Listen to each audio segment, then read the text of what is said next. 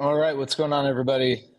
Pretty crazy few days uh, for the Rangers, going back to Friday with the announcement that the Rangers were non-tendering Jonah Heim, Adolis Garcia, Jacob Webb, and I'm forgetting one. Oh, and Josh Sborz. Um, Jacob Webb obviously doesn't have the type of connection that with the fan base that the other three do. And with Jonah Heim, Adolis Garcia, and Josh Sborz, all three of them played an incredibly instrumental role in the Rangers winning World Series. Josh Sborz throughout that regular season, had some ups and downs, but there was a stretch where he just was straight money in the regular season, and then if you remember, pitched in that series in Arlington against the Astros that the Astros swept, and he ended up going on the IL. He didn't pitch well.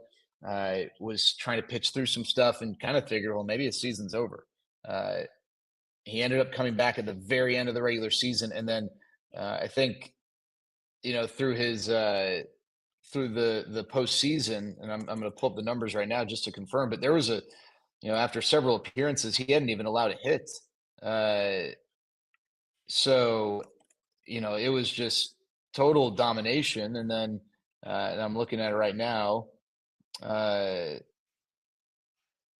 Yeah. So his game log postseason 2023, he went 6 straight outings before he even allowed a hit. He allowed one run over 12 innings, right? Jonah Heim, all-star catcher, and then had some big hits, including that home run in Game 6 against the Astros.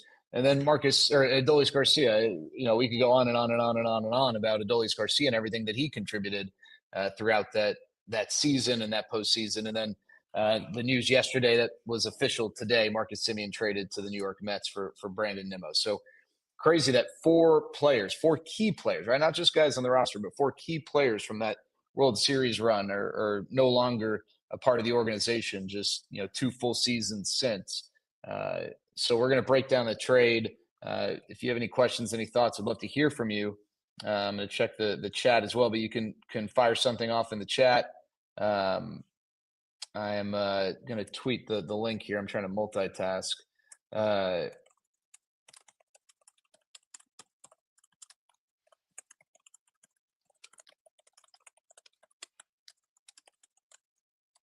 All right, I just tweeted the link. Not so great at the multitasking always. So anyway, the Rangers had they've had a pretty busy last few days, but I think, and I could be wrong, but I think a lot of Rangers fans expected something like this. I think a lot of people expected that the Rangers were going to shuffle the deck. I think a lot of people expected that there were going to be maybe some or a surprising move. And while I think that, at least in talking or engaging in conversations with Rangers fans on social media, while it did seem as if there was an understanding that maybe the Rangers would trade Marcus Semien, I think there was a lot of uncertainty as to whether or not they could make a trade that would make sense and what that trade would look like. So I would tell you that while I'm not surprised that the Rangers have shuffled the deck already, it's the very beginning of the offseason in a relatively big way. And I'm not necessarily surprised they traded Marcus Semien, because it seemed like that was something that they were going to consider doing. I'm pleasantly surprised they got Brandon Nimmo back. I didn't know that they would be able to find a trade partner who would be able to provide, and I hate to refer to Brandon Nimmo as an asset, but some sort of return that would, help the Rangers in the immediate. Didn't think the Rangers were really going to get a lot in the way of prospects for Marcus Semien, because, he's not coming off the best year, but, didn't know what it would look like financially. Well, the Rangers are ultimately coming out, depending on how you want to look at it, the Rangers have a bigger receipt at the end of the dinner, so to speak. But because Brandon Nimmo's money owed is stretched out over a longer period of time, the Rangers are saving, I think, around $5 million in terms of their immediate payroll and luxury tax bill for the upcoming season. So, in terms of their goal to shed payroll in 2026, they were able to accomplish that. And they were able to do it by exchanging Marcus Semien for a guy who is going to probably make them better offensively. So, we can quickly break down the baseball side of it, and then I see a bunch of questions here. We'll get to them, so feel free to fire away with some questions. But and then I also posted a tweet, so we'll answer some of the questions that were fired off on Twitter. But just from a baseball side, what do we know about Marcus Semien? We know a lot, right? We know that Marcus Semien's a Gold Glove second baseman. We know that Marcus Semien is a really good base runner, even if he's not going to steal 30 bases at this point. He does the little things and gives you an edge on the bases. We know that he's capable of being a good offensive player, but he has not been the guy that he is capable of being the last 2 years. And the Rangers, I think, felt like in terms of needing to shuffle the deck with their lineup, that Adolis non-tendered, right? That's one step towards maybe going back to having some more plate discipline, maybe some more patience. Well, Adolis wasn't the only problem, right? The Rangers have underperformed the last 2 years offensively. A lot of guys, right? A lot of guys have contributed to that. And so, you're not going to just totally change out your entire lineup. But if you need to have some sort of financial flexibility and you want to make changes to the lineup, then it would make sense that you would look to move one of the guys who's under contract for a few years, getting paid a decent amount of money. And so, with Marcus, unfortunately, the offensive performance hasn't been there, but now this opens up an opportunity for the Rangers to kind of reshuffle things. In Brandon Nimmo, you don't get a guy who's as good defensively as Marcus. You get a guy he's a couple years younger, but as athletic, maybe more athletic. A little, he's maybe not the polished base runner, but because of the speed, has the ability to steal bags. It seems like right now Brandon Nimmo will play right field, but we're so early in the offseason. So much can change with that. Brandon Nimmo athletically is fine in the outfield. But Marcus, Gold Glove second baseman. I don't think Brandon Nimmo is a Gold Glove outfielder. But what he is a way better than league average offensive player. Even last year, which fell below the standard that he set in his career, still yielded a year in which he was better than league average in all four slash departments. And on top of that, I think what we've seen the last 2 years, you can't just throw 9 talented players in a lineup and expect it to work. The pieces have to fit together. Brandon Nimmo is a guy who will see pitches. He's a guy who doesn't really strike out a ton. And I think that adding those two elements will be really huge to balance out some of the aggression that is in the lineup. And then he's a left-handed hitter who hits lefties. So you already have Evan Carter and Jock Peterson, two lefties who probably aren't going to start for you against left-handed starting pitchers. It would be really tough to take on a third lefty who can't start against a left-handed starting pitcher. You're now really having to bank on a lot going right and building platoon. So acquiring a lefty who can hit lefties not only makes things a little more difficult for the opposing manager within a game, but it makes things a lot easier for your manager and your front office when building out a roster. From a clubhouse standpoint, Brandon Nimmo comes with an incredibly high regard from Mets folks in terms of his impact in the clubhouse and his commitment to just winning, right? And he even said today, hey, I could have stayed with the Mets, probably had my jersey retired, been a career Met, and that would be amazing, but I want to win. And so I think, it's easy to say that, but he had to waive his no trade clause. So that kind of shows that maybe that is important. It's not just lip service. And that's the reputation, right? He's one of these guys. He is constantly doing things to try and figure out how to help the group move forward, right? There's a lot been made about, him hosting a lot of team dinners and outings and stuff with the Mets to bring people together. He's a connector of people, and hopefully the Rangers will be able to benefit from that. All right, let's start with some of the questions here in the chat, and then we'll get to some of the ones on Twitter. But just fire away with some of your questions. Caleb, what are the expectations for Carter full-time center field? That's a good question. So first of all, I think to answer that, you got to ask the question, what do the Rangers view as Evan Carter's role based on the platoon situation. Is he a guy that is going to start against righties but not lefties? Or are they going to stick him at the bottom of the order against lefties and give him a runway to grow and thus being an everyday player? Perhaps the defense, would warrant that, but you got to get guys hitting in front of him, right? If your lineup is struggling, it's tough to throw Evan Carter in there if you need some sort of an offensive spark, and that's kind of been the challenge the last couple of years. In addition to his health stuff, if he's going to be in there every day, I imagine he'll play a majority in center, but I'm sure they would also try and find some games for him to either DH or maybe play left field, just to have a little bit of a lighter lift. That rest, that built-in rest, will happen organically if you're not planning on starting him against lefties. And I think that it's a question that they probably need to answer, but I think they can go into this offseason open-minded. If a platoon manifests, if they're able to go and get this player or that player to pair with Evan Carter to build a platoon, great. They also could say, well, if that guy's not there, we don't need to force it, and let's have him hit ninth against lefties and put him out there every day. I just think load management's probably got to be at least some sort of consideration given his physical situation the last few years. What does second base look like now? Are we going internal or external? Again, I think because it's November 24th, I don't think the Rangers are married to any one, specific path.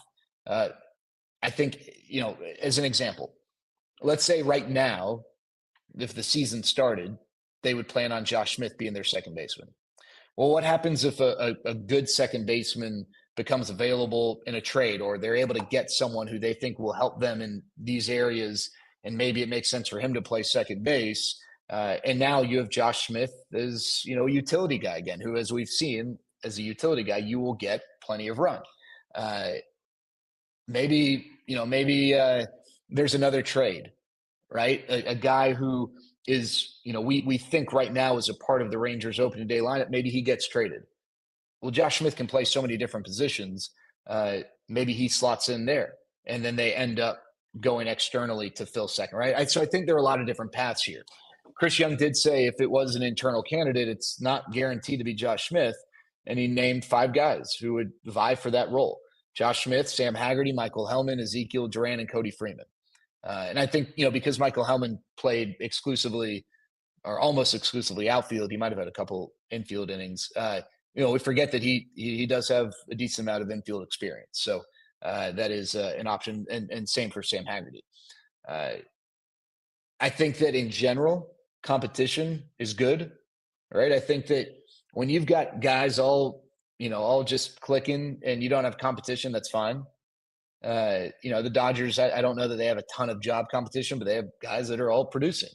When you've had back-to-back years where you have not achieved at the level you'd like offensively, promoting job competition probably helps, right? I don't think it's a surprise that you get these young guys in August and September playing with a reckless abandon, performing well, providing some energy, but also kind of pushing other guys to step up, because oh, hey, well, if I don't start hitting, this guy can play my position too. And when this guy comes back, maybe, and so job competition, I think, is really good.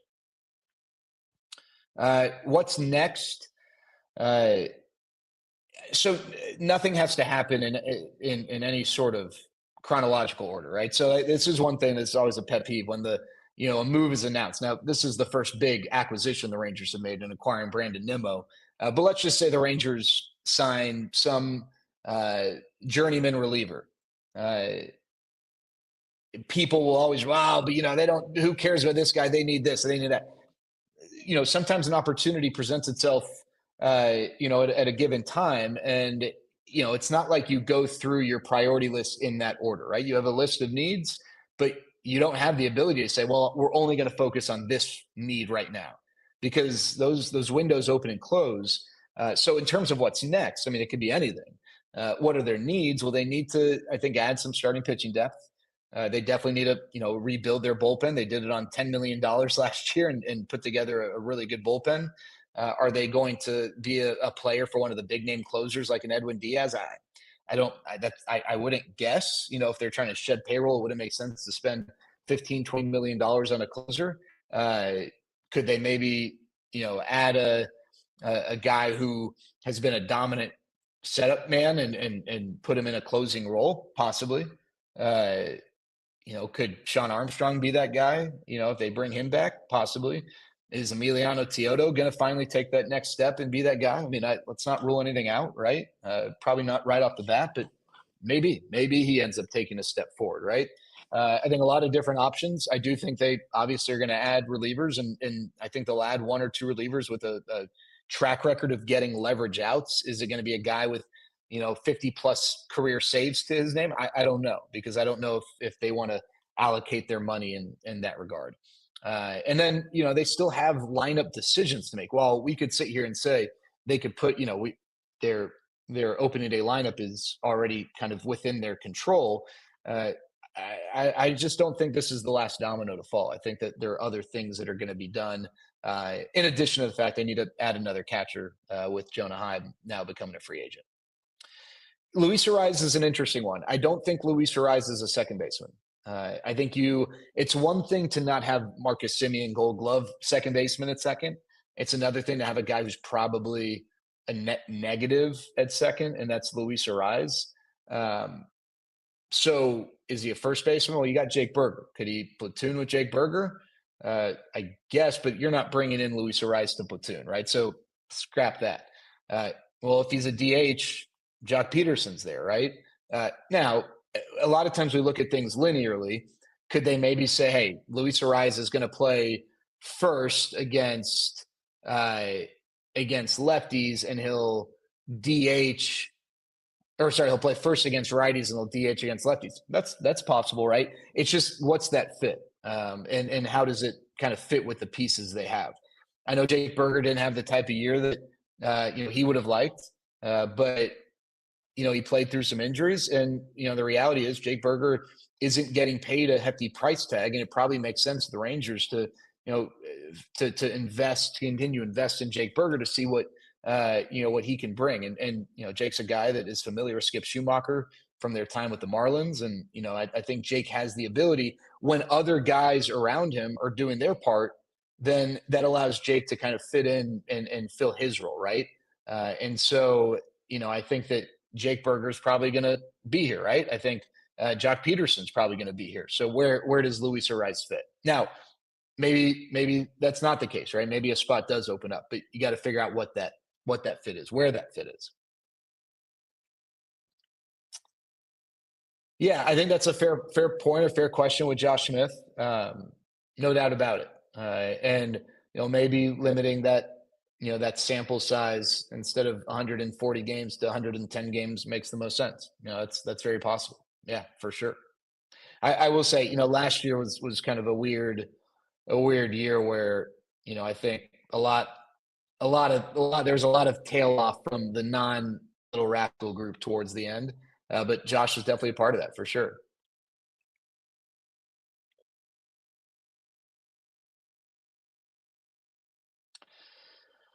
Yeah, I mean, I don't know that Kyle Tucker was realistic to begin with. He's probably going to get north of 500 million, or if not north, certainly in the 400s. And I just don't know if the Rangers are going to play in that sandbox this offseason for Kyle Tucker. If they are to play in that sandbox for Kyle Tucker, then they got to, there's going to be money coming off elsewhere, or maybe they get super creative in how they create some space. But yeah, I think the acquisition of Brandon Nimmo would kind of change the calculus there for sure. Some other questions. Let's see here. Chances the Rangers sign Devin Williams or Ryan Helsley or Pete Fairbanks. Well, it seems like some teams are interested in Ryan Helsley as a starter. So, I mean, I guess the Rangers could be interested in Ryan Helsley, but I don't know if they're interested in him as a starter. Devin Williams is an interesting one because he's coming off a down year. And so, he's not a guy that's fully charged coming off a great platform year. He is a guy who does that. I said 50 career saves. He does have that. But last year, 4.79 ERA, which is by far and away the worst year of his career. So maybe New York just didn't work for him. Maybe a change of scenery is what he needs. So yeah, I think Devin Williams is a guy that the Rangers would certainly pursue, and same with Peter Fairbanks. What are the chances the Rangers sign? Chance. I don't think whether it's signing or another trade, I don't think the Rangers are done uh, in constructing the roster that they want to go to camp with from a position player standpoint. Taking a look at some other questions here. Is there a possibility that Marcus requested a trade? No, Marcus did not request a trade. That was not something. Um, that was not something that came, at his urging.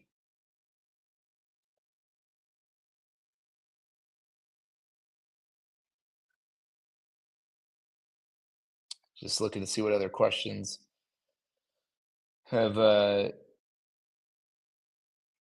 have popped up. Let's cycle back here. Do I see the Rangers? Is Bo Bichette a realistic option for the Rangers? Again, I don't know. I don't know where the fit is, unless you're talking about Bo Bichette playing second base, and that somewhat depends on his desire to play second base. If he's open to it, then yeah.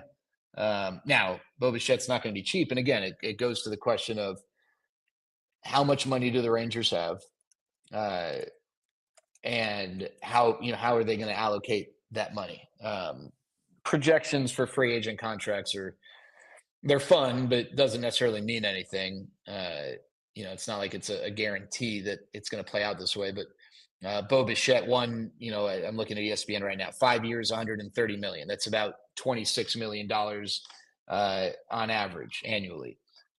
That's definitely something in and of itself the Rangers could stomach, I think. But the question again becomes what else or how else do they want to spend their money and what is their budget, and without knowing that, because there's no salary cap, it's tough to know. But yeah, I think he's someone the Rangers would consider.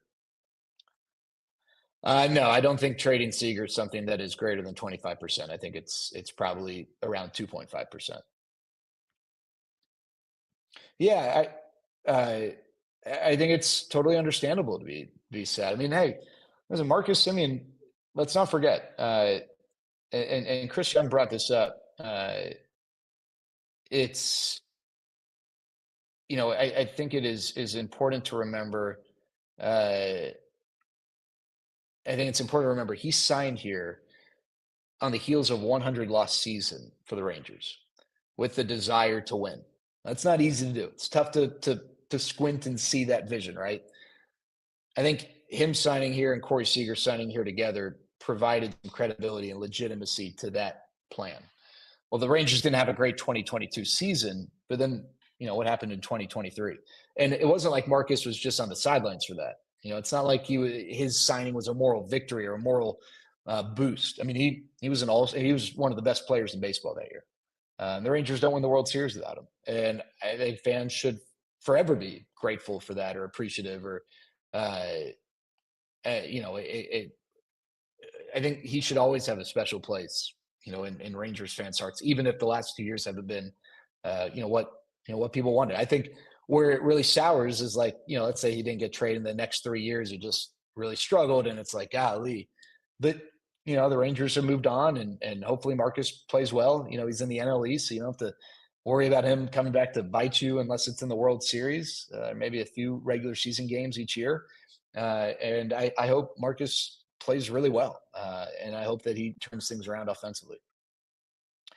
Yeah, I do think the Rangers would go after the two Japanese players who were posted.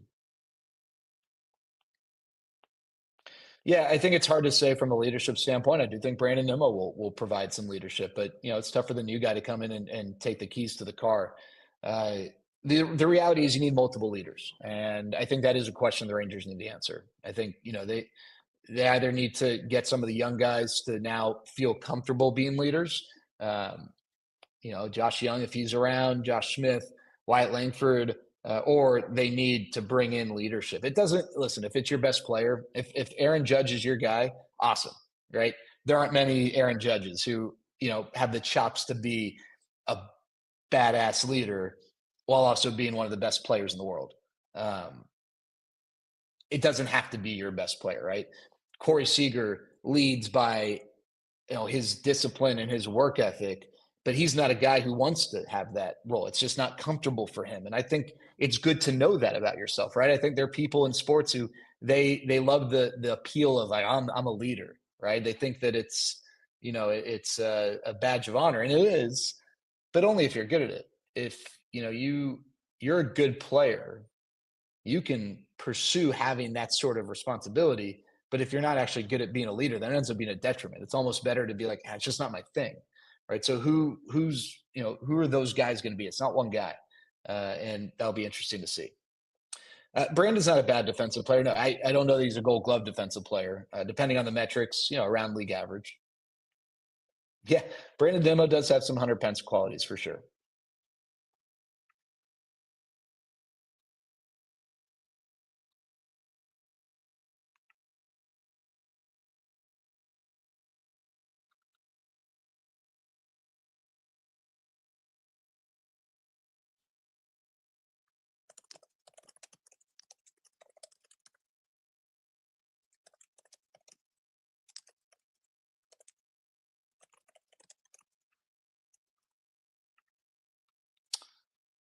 Losing a couple righties and Adolis and Semien, do you think a right-handed bat with power is a priority, or like people keep saying, someone like Arise? I just think good hitters are a priority. Now, yeah, they do need to make sure that they're strong from the right side, no doubt about that. But if it's Luis Arise, who's added to the mix, and Luis Arise is a left-hand hitter, obviously, then that still doesn't fill the void of needing a right-handed hitter. You probably do need to boost, what you got from the right side. Does it have to be a power guy? No, I think it just needs to be a good hitter. But yeah, you look at and someone who can really help that is Wyatt Langford, right? If Wyatt Langford takes a step forward, then now you're still looking at a pretty strong right-handed hitting group. Jake Berger, Josh Young, Wyatt Langford. You get those guys going, then and Higgy. We saw what Higgy can do, and he's probably be the 1A and maybe start 90 or so games. But yeah, I think adding another right-handed bat is something the Rangers would certainly push for. Right, exactly. Now, the good thing is, you got a couple lefties and Seager and Nemo who are not platoon liabilities. Um, so, I think it would be tough to add, like I said earlier, it'd be tough to have three lefties, Carter, Peterson, and then fill in the blank, who are platoon liabilities. You'd really have to press the right buttons to fortify and build that roster. All right. Well, I appreciate it. Thanks so much, guys. I just thought we, touch base here. Um, given the big moves the last few days, we'll continue to pop on and do things like this when Rangers news develops. Is Ezekiel going to be the second baseman now? I think he will be considered for that, but he's got to do a lot more to be an everyday player. So I don't know that they're just going to hand him anything for sure. All right, y'all. Have a great day. Take care.